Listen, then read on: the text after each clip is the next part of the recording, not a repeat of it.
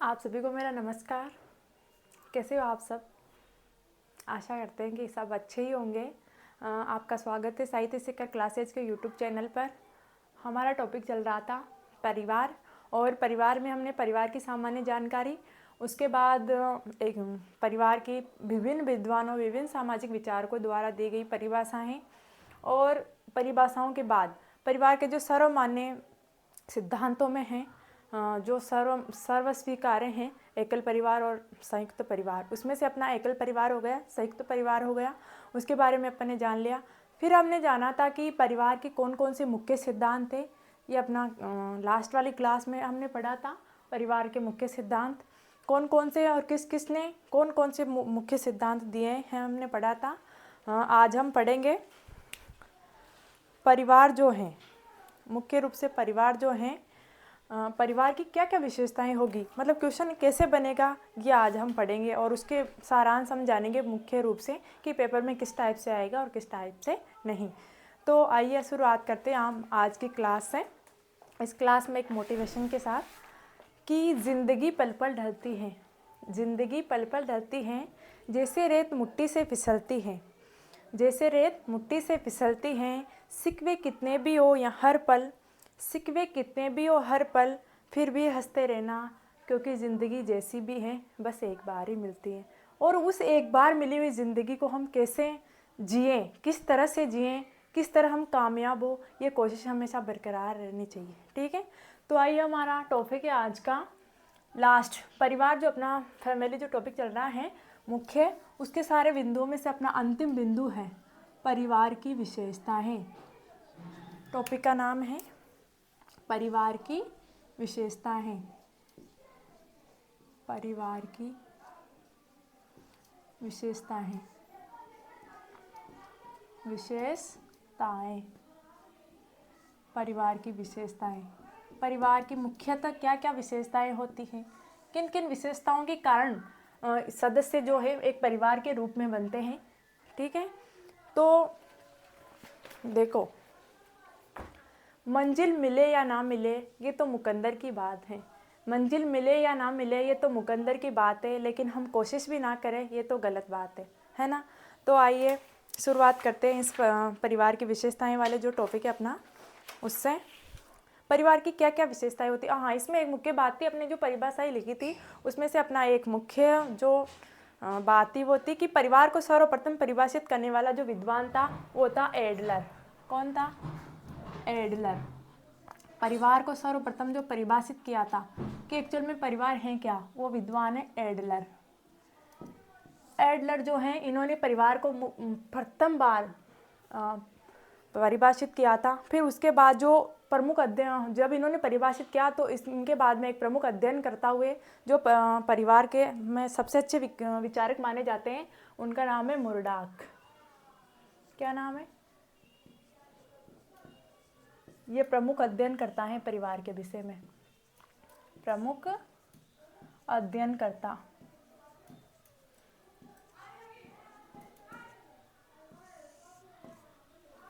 आपको आपसे पूछा जाए कि परिवार को सर्वप्रथम परिभाषित करने वाले विद्वान कौन से हैं, तो एडलर। लेकिन परिवार के विषय में जो सबसे प्रमुख अध्ययन करता हुए परिवार के विषय में अध्ययन करने वाले, उसको समझने वाले, वो हैं अपने मुरडॉक। इन्होंने एक पुस्तक लिखी है जो लिखी थी 1949 में, एक पुस्तक लिखी थी, और उस पुस्तक का नाम है the social structure. The social structure.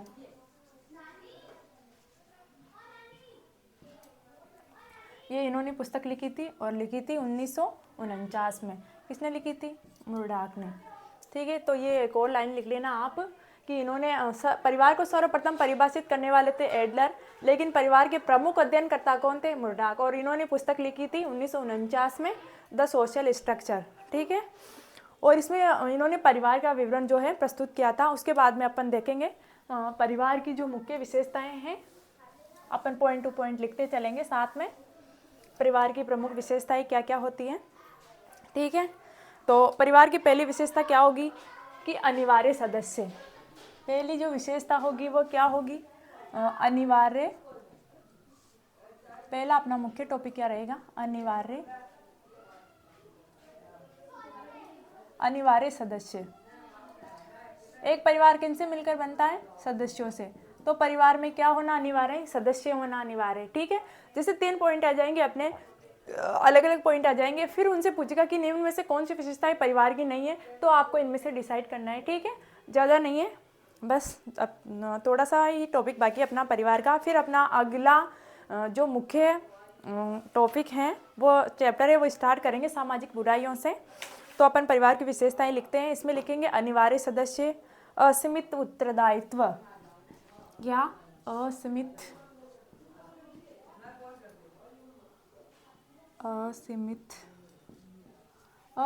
उत्तरदायित्व।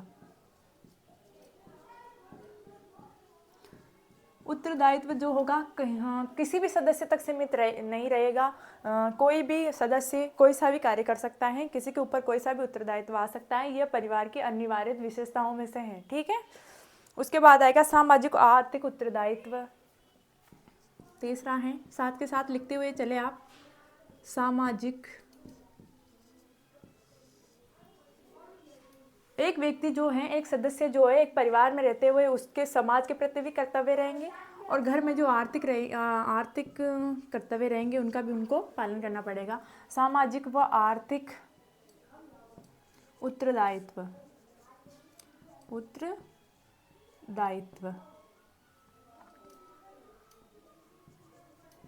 ठीक है।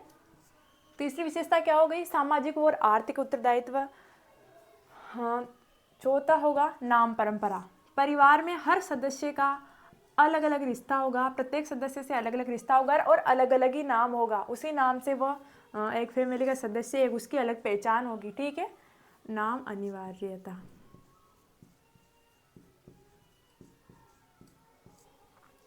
ठीक है, नाम अनिवार्यता या कहेंगे अपन नाम परंपरा, ये सदियों से चली आ रही है कि किसका क्या नाम होगा, किसका क्या होगा। ठीक है, नाम की अनिवार्यता होगी और ये नाम परंपरा के आधार पे लिखा जाएगा। ठीक है, सहभोज प्रबंध क्या होगा, सहभोज, सभी साथ में मिलकर भोजन करेंगे, सहभोज प्रबंध होगा, सभी साथ में बैठकर भोजन करते हैं, परिवार की यही विशेषताएं होती है। ठीक है, सहभोज प्रबंध। इसके बाद आएगा टोटमवाद। अब एक्चुअल में टोटमवाद होता क्या है, ये होता है कुल चिन्ह। प्रत्येक परिवार का, प्रत्येक जाति में है, आप देखना कोई जाति कोई सी भी हो, उसमें प्रत्येक फैमिली का गोत्र के हिसाब से, जैसे आपको पता है गोत्र प्रथा प्रचलित है समाज में, तो उसके हिसाब से प्रत्येक जाति का, प्रत्येक परिवार का कुल चिन्ह होता है। क्या होता है, कुल चिन्ह, जो हर सदस्य मतलब हर फैमिली का अलग अलग होता है। जैसे आप देखना हर कास्ट में अलग अलग कुल चिन्ह सर्वमान्य है, फिर अपन बोलते हैं कि हमारे कुल देवता का चिन्ह या कुल देवी का चिन्ह है, तो उसको बोलते हैं टोटमवाद। आपसे पूछा जाए कि टोटमवाद एक्चुअल में है क्या, तो यह है कुल चिन्ह, हर परिवार का अलग कुल चिन्ह होगा। ठीक है, टोटमवाद, टोटमवाद, कोष्टक में लिख लेना आप कुल चिन्ह।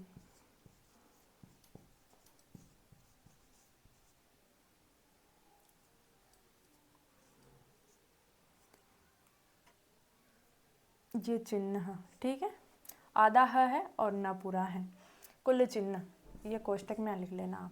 ठीक है, हर फैमिली का एक कुल चिन्ह होगा, ये परिवार की अनिवार्य विशेषताओं में से है। ठीक है, उसके बाद है दीर्घकालीन व्यवस्था।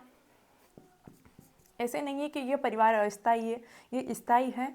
और किसी भी सामाजिक विचारक ने कहा भी था, हमने कल पढ़ा था कि परिवार एक स्थायी समिति है। ठीक है, कमेंट में बताओ किसने कहा था ये।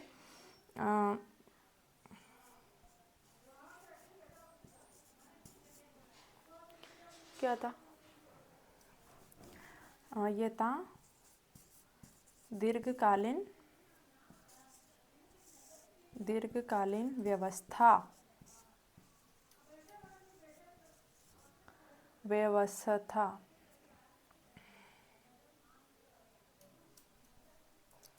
दीर्घकालीन व्यवस्था। परिवार क्या है? परिवार में क्या है, कौन सी प्रथा प्रचलित है? दीर्घकालीन व्यवस्था रहेगी, ठीक है।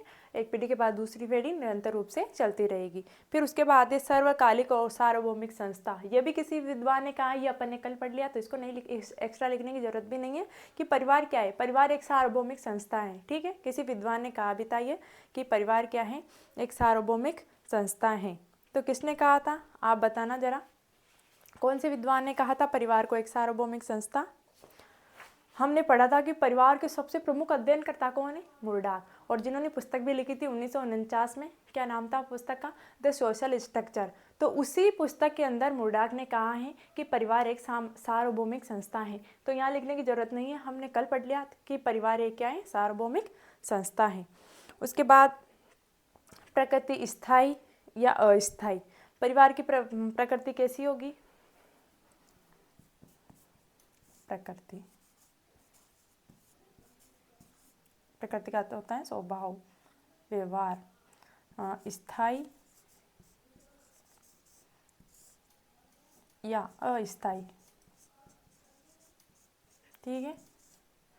तो कितनी विशेषताएं अपने हो गई? 8 विशेषताएं हो गई, ठीक है। अपन नेक्स्ट विशेषता पढ़ेंगे। दूसरा है एक अंतर्वैयक्तिक संबंध। हर परिवार में प्रत्येक सदस्य का हर दूसरे सदस्य से कोई ना कोई संबंध रहता है, ठीक है। तो अंतर्वैयक्तिक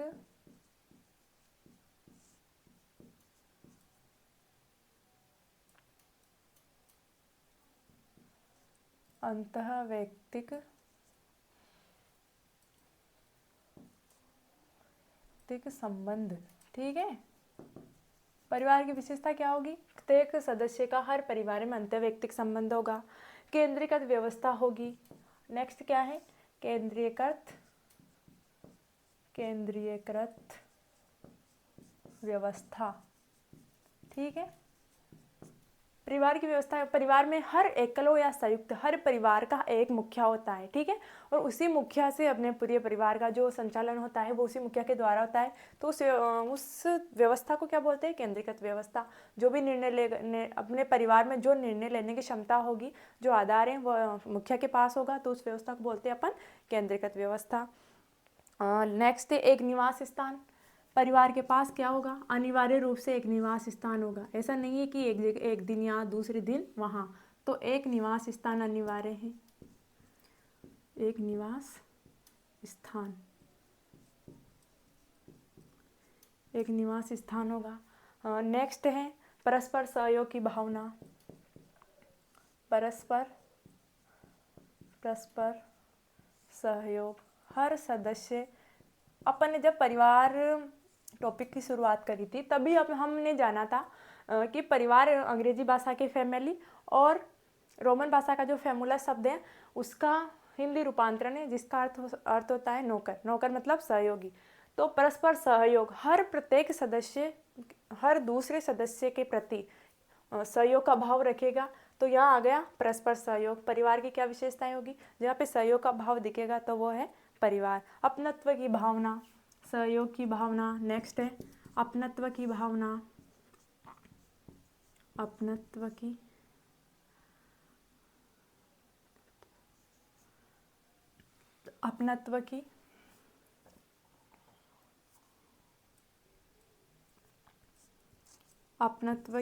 भावना, ठीक है। अपनत्व की भावना। परिवार में क्या होगा? अपनापन होगा, दया होगी, सहयोग होगा, व्यवहार का भाव होगा, ठीक है। एक मुखिया और एक निश्चय आय। क्या है परिवार की फिर विशेषताएं आ रही है? एक ही मुखिया होगा, एक मुखिया और एक निश्चित आय होगी, ठीक है। नौकरी भी करते हैं तो पापा करते हैं और माँ करती है, तो अपने पास फिक्स होता है। व्यवसाय भी करते हैं तो पिताजी करते हैं, माँ घर का कार्य करती है, तो फिक्स आय हो जाती है। तो परिवार की क्या विशेषता होगी? एक मुखिया, वो एक निश्चित आय होगी, ठीक है। वो कभी समय के अनुसार चेंज भी हो जाएगी, लेकिन कभी जो शेड्यूल बना रहेगा फिक्स रहेगा कि परिवार की एक निश्चित आय होगी, ठीक है। परिवार होगा तो प्रजनन व्यवस्था होगी, ठीक है। एक पीढ़ी से दूसरी पीढ़ी का स्थानांतरण होगा। प्रजनन व्यवस्था,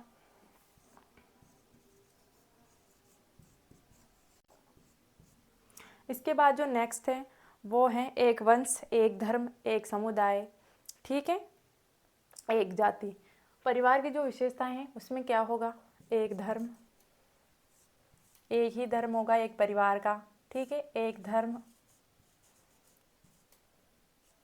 एक वंश होगा, वह अपने दादाजी से जो पहले से पीढ़ी चली आ रही उसी के वंशज अपन कहलाएंगे। एक धर्म, एक वंश, एक ही जाति होगी, ऐसा नहीं है कि जन्म के बाद अलग जाति बन जाएगी। एक धर्म, एक वंश, एक जाति, एक व्यवस्था होगी, एक व्यवस्था, ठीक है। तो ये परिवार की विशेषताएं हैं। एक जो अपने नेक्स्ट है वो है परिवार में क्या होगा, एक रसोई घर होगा, रसोई घर होगा, ठीक है।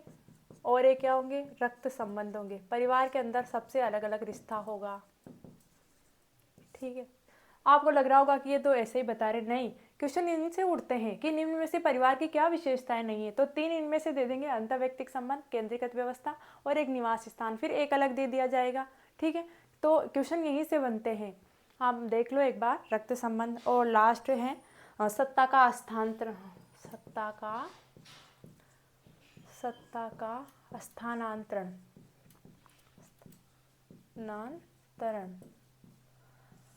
परिवार में सत्ता क्या होगी, हस्तांतरित होगी, एक के बाद दूसरी पीढ़ी आएगी, दादाजी के बाद जो सत्ता पे जो अधिकार होगा वो किसका होगा, पिताजी का, और पिताजी के बाद खुद का बेटे का होगा, फिर उनके बेटे का होगा। ऐसे परिवारों की ये मुख्य विशेषता रहेगी कि सत्ता का हस्तांतरण एक पीढ़ी से दूसरी पीढ़ी दर पीढ़ी होता रहेगा, ठीक है। तो ये परिवारों की सामान्य विशेषताएं हो गई, आप देख लिए। देखो फर्स्ट है अनिवार्य सदस्य होंगे, असीमित उत्तरदायित्व होगा प्रत्येक सदस्य का, फिर है सामाजिक और आर्थिक उत्तरदायित्व होंगे, फिर नाम परंपरा होगी, नाम परंपरा होगी, फिर होगा सहभोज प्रबंध होगा परिवार में, फिर टोटमवाद, कुल चिन्ह, फिर उसके बाद है दीर्घकालीन व्यवस्था, प्रकृति स्थायी या अस्थायी रहेगी, अंतर्वैयक्तिक संबंध, फिर केंद्रीकृत व्यवस्था, एक निवास स्थान होगा, परस्पर सहयोग की भावना होगी और अपनत्व की भावना होगी, एक मुखिया होगा और एक निश्चित आय होगी। उसके बाद प्रजनन व्यवस्था, एक धर्म, एक वंश, एक जाति और एक ही व्यवस्था होगी। लास्ट में जो अंतिम है एक ही रसोई घर होगा, हाँ, एक फैमिली के अंदर एक ही होता है सामान्यतः, ठीक है। अगर अलग रसोई घर हो गया तो फिर वो फैमिली अलग बन जाएगी, रक्त संबंध होंगे और सत्ता का स्थानांतरण होगा, ठीक है। तो ये सामान्यतः अपने परिवार की विशेषताएं हो गई। उसके बाद अपन लास्ट है अपना वो है कि परिवार के प्रकार हैं। अपन ने कल भी जाना था मातृसत्तात्मक, पितृसत्तात्मक, कोई कह रहा है कोशिका के आधार पर परिवार बना है, कोई क्या कह रहा है, तो उसी को अपन एक बार सामान्यतः मोटे तौर पर देखेंगे कि परिवार के कितने प्रकार है और वह किस विद्वान ने दिए हैं और किस आधार पर प्रकार है, ठीक है। तो आप एक बार इसका स्क्रीनशॉट लेना चाहते हो तो ले सकते हो।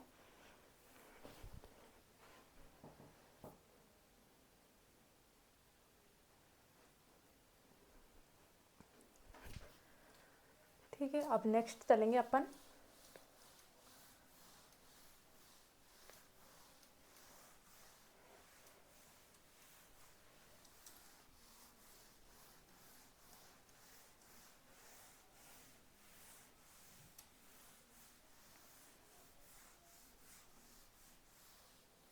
परिवार की विशेषताएं हो गई, ठीक है। उसके बाद में परिवार के प्रकार, परिवार कितने प्रकार के होते हैं और किस आधार पे होते हैं, ठीक है। तो परिवार के प्रकार,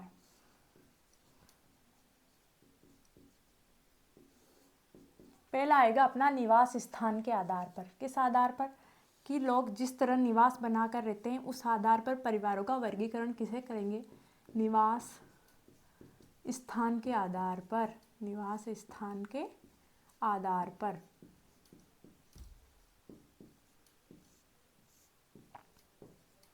ये पहली हेड हो गई, हेडलाइन है अपनी, ठीक है। निवास स्थान के आधार पर परिवार के कितने प्रकार होते हैं, ठीक है। निवास स्थान के आधार पर परिवार होते हैं 6 प्रकार के, कितने प्रकार के, 6 प्रकार के। तो पहला कौन सा आ जाएगा, मातृसत्तात्मक, कौन सा है, मातृसत्तात्मक या पितृसत्तात्मक। पहला आ जाएगा पितृसत्तात्मक। इसमें क्या था, इसको शास्त्रीय सिद्धांत भी कहते हैं। और एक किसने दिया था, कल अपन ने पढ़ा था कि इस सिद्धांत को, पितृसत्तात्मक जो सिद्धांत है, इसको शास्त्रीय सिद्धांत भी कहता है। और ये दिया था अरस्तु और प्लेटो ने, पितृसत्तात्मक सिद्धांत। देखो, ये निवास स्थान जिस प्रकार अपन बना के रहते हैं उस आधार पर परिवार का वर्गीकरण हो रहा है। तो अपन से पूछा जाए कि निवास स्थान के आधार पर परिवार के कितने प्रकार है, तो 6। तो कौन कौन से हैं, जैसे ऐसे बन जाएगा। देखो अपन पहले लिखते हैं। दूसरा है मातृसत्तात्मक, मातृसत्तात्मक सिद्धांत। पितृसत्तात्मक, मातृसत्तात्मक और मातुल स्थानीय। मातुल स्थानीय, मातुल स्थान का मतलब नानी का गृह स्थान, निवास स्थान। मातुल स्थानीय।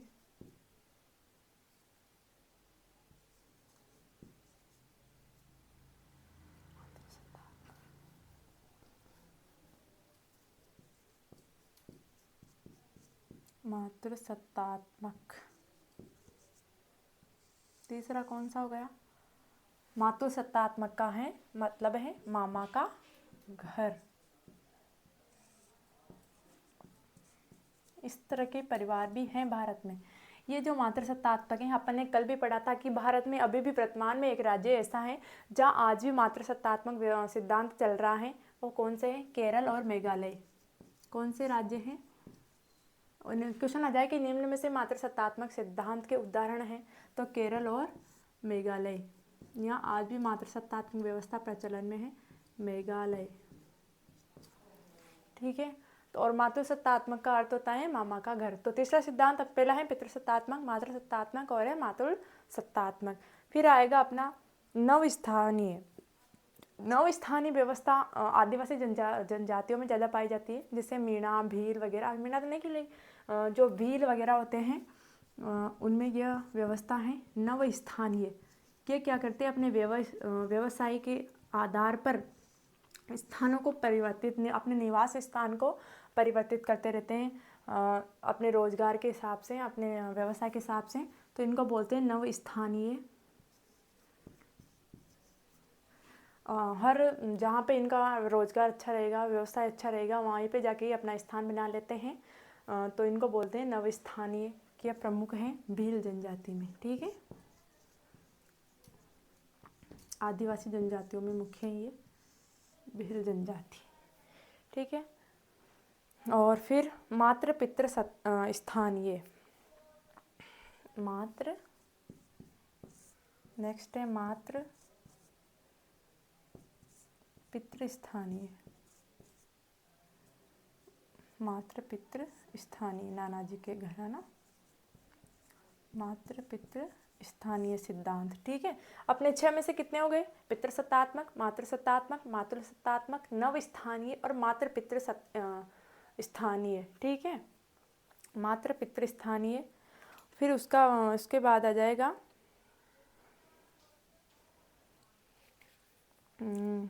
उसके बाद है द्विस्थानीय। द्विस्थानीय,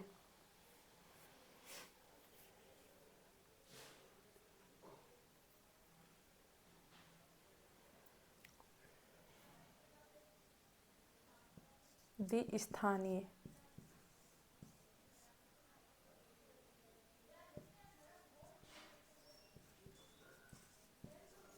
द्विस्थानीय अपन इसको सत्तात्मक नहीं बोल के ये भी बोल सकते हैं कि पितृस्थानीय, पिता का स्थान जहाँ है। ठीक है। मातृस्थानीय, मातृ स्थानीय, ये शॉर्ट रहेगा अपने याद करने में। मातृस्थानीय और मातुल स्थानीय, मातुल स्थानीय। स्थानीय स्थानीय स्थानीय शब्द याद रखना अपन। देखो, पितृस्थानीय, मातृस्थानीय, मातुल स्थानीय, नवस्थानीय, मातृ पितृस्थानीय और द्विस्थानीय। ठीक है। स्थानीय याद आ जाएगा तो वो हो जाएगा निवास के स्थान। निवास स्थान के आधार पर परिवार 6 प्रकार के हैं। कौन कौन से, तो आप ये ध्यान रखना, ये 6 प्रकार के परिवार हैं। ठीक है। फिर उसके बाद आ जाएगा विवाह के आधार पर। ये मस्त मुख्य मुख्य हैं कि निवास के आधार पर परिवार कितने प्रकार के होते हैं, 6 प्रकार के, ये याद रखना। फिर उसके बाद अपना नेक्स्ट आ जाएगा विवाह के आधार पर, ठीक है, कि विवाह के आधार पर परिवार कैसे बनते हैं। तो अपना जो नेक्स्ट है 2 नंबर का, विवाह के आधार पर, विवाह के आधार पर, आधार पर, ठीक है, ये विवाह अपना हो गया। इसके आधार पर पहला जो आएगा ये और दूसरा ये, ठीक है। एकल विवाह के आधार पर परिवार सामान्यतः 2 प्रकार के होते हैं, एकल विवाही परिवार और बहुविवाही परिवार। एकल विवाही परिवार, एकल विवाही परिवार, एक जिसमें केवल एक व्यक्ति अपने संपूर्ण जीवन काल में एक ही बार विवाह करते हैं, जैसे कि हम अपने हिंदू धर्म में ऐसा होता है, तो वो एकल विवाही परिवार कहलाते हैं। लेकिन ये है बहुल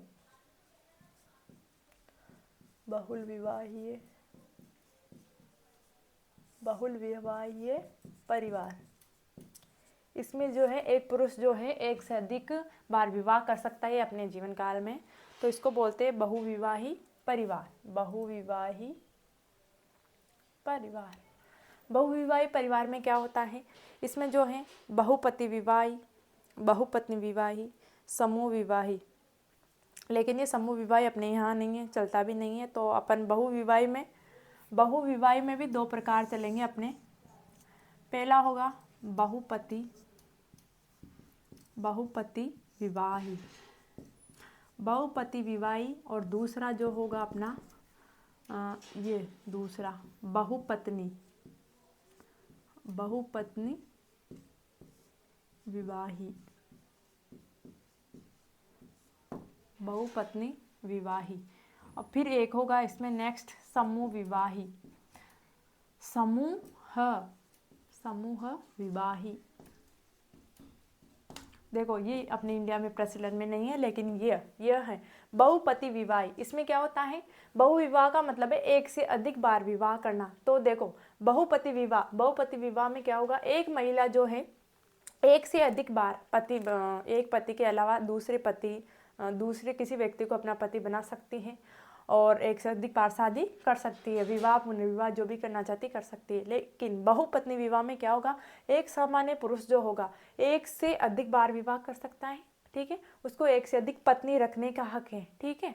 तो ये कानूनी है, मतलब अपराध की श्रेणी में नहीं आएगा, ये विवाह के प्रकार में है। विवाह के आधार पर कितने प्रकार हुए, एकल विवाही 2 प्रकार हुए, एकल विवाही, बहुविवाही। एकल विवाही में क्या होगा, एक ही बार विवाह, और बहुविवाही में एक से अधिक बार विवाह करना। फिर इसके जो 2 प्रकार आएंगे, बहुपति विवाह और बहुपत्नी विवाह और समूह विवाह, ठीक है। तो ये अपने प्रचलन में है, यहाँ तक अपना सीमित रहेगा यह विवाह के आधार पर परिवार। पहला है निवास स्थान के आधार पर 6 प्रकार, विवाह के आधार पर 2 प्रकार, एकल विवाही और बहुविवाही। फिर उसके बाद आ जाएगा तीसरा, ये 2, ठीक है ना, ये पहला, ये दूसरा और तीसरा है वंश के आधार पर। वंश के आधार पर परिवार कितने प्रकार के होते हैं, वंश के आधार पर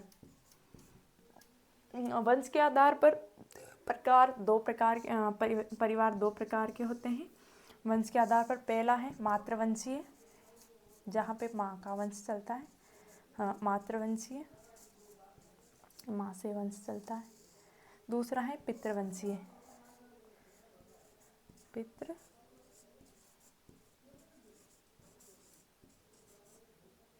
पितृवंशीय।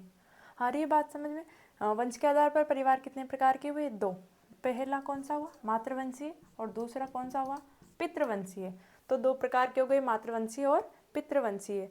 फिर उसके बाद होगा नामकरण के आधार पर। यहाँ तक आपने लिख लिया क्या। देखो परिवार के प्रकार पढ़ रहे थे, उसमें पहला प्रकार पढ़ा था निवास स्थान के आधार पर परिवार कितने प्रकार के हुए, 6 प्रकार के। फिर उसके बाद 6 प्रकार अपने जान लिए, पितृस्थानीय, मातृस्थानीय, मातुल स्थानीय, नव स्थानीय। आपको कुछ नहीं जानना, बस ये याद रखने के कितने प्रकार के हैं, ठीक है। इतना डीपली अपना आएगा नहीं, अपन ने जितना भी हो सकता था परिवार टॉपिक में से हर वह टॉपिक, हर वह शब्द पढ़ा है जो पेपर में आने के आ सकता है, मतलब संभावना है। तो 6 प्रकार हो गए। फिर उसके बाद विवाह के आधार पर एकल विवाही और बहुविवाही। फिर बहुविवाही में भी 2 प्रकार आएंगे, बहुपति विवाही और बहुपत्नी विवाही और समूह विवाही, सॉरी 3 प्रकार। फिर वंश के आधार पर परिवार हुए मातृवंशीय और पितृवंशीय। ठीक है, यहाँ तक आप नोट कर लो या स्क्रीनशॉट जो भी लेना चाहो ले सकते हो। फिर अपना नेक्स्ट आएगा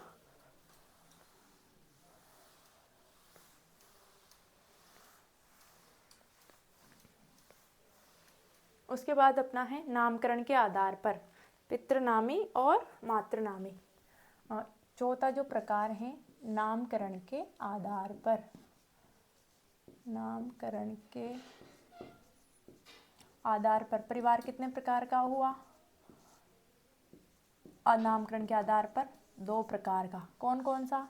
पहला है पितृनामी परिवार, पिता के नाम से चलने वाला परिवार पितृनामी, और दूसरा कौन सा है? मातृनामी।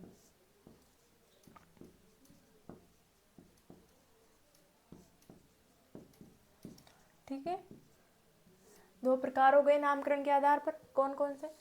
पहला है पितृनामी, दूसरा कौन सा हुआ?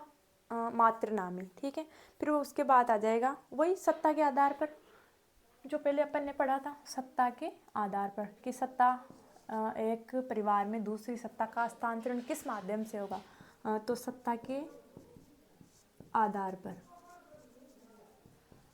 सत्ता के आधार पर। आप तो ये मुख्य मुख्य बातें याद रखना कि किस आधार पर कितने प्रकार के परिवार है। ठीक है, सत्ता के आधार पर भी 2 हैं। पहला मातृसत्तात्मक, कौन सा होगा? मातृसत्तात्मक, मातृसत्तात्मक, और दूसरा जो होगा पितृसत्तात्मक, पितृसत्तात्मक। ठीक है, सत्ता के आधार पर परिवार 2 प्रकार के होंगे, एक होगा मातृसत्तात्मक, दूसरा होगा पितृसत्तात्मक। फिर उसके बाद अपना जो ये है परिवारों का टॉपिक यहीं से समाप्त होता है, परिवार के प्रकार।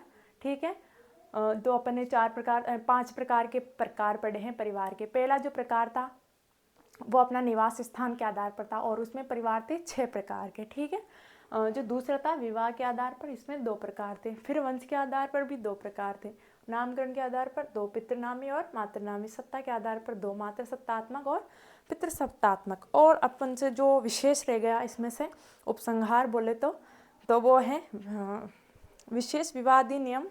लास्ट में लिख लेना ये 3-4 लाइनें। विशेष विवाह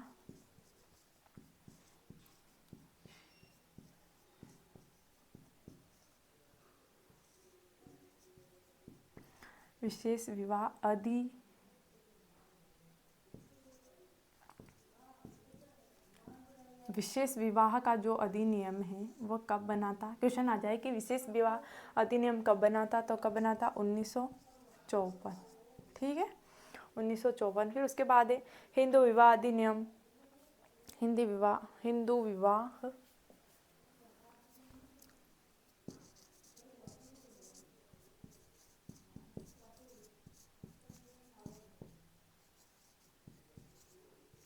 विवाह।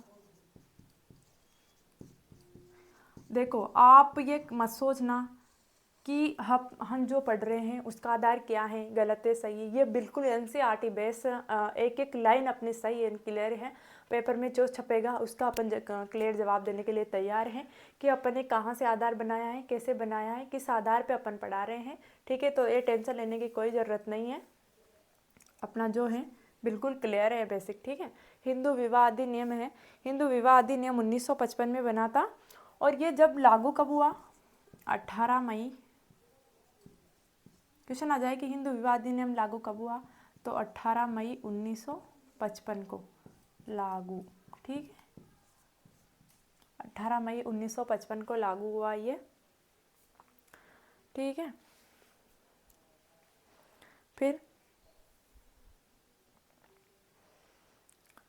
उसके बाद है हिंदू विवाह वैध अधिनियम। ये रहने दो। महिला भरण पोषण अधिनियम कब बना? महिला के लिए भरण पोषण अधिनियम, महिला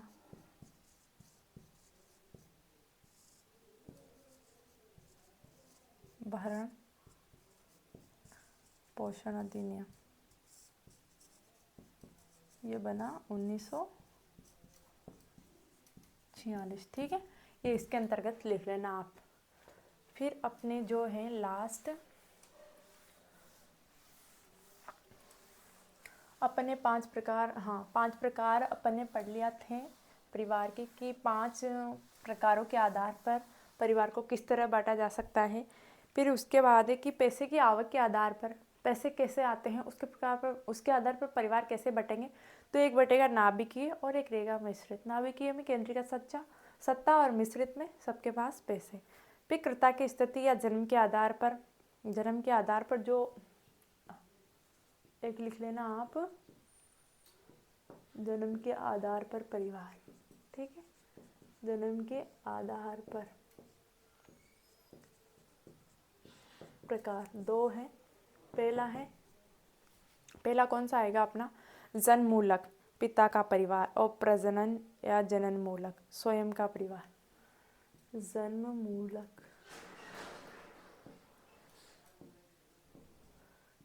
अपना जन्म जिस परिवार में हुआ है, इसका मतलब क्या हुआ, पिता का परिवार, क्या, पिता का परिवार। और एक होगा प्रजनन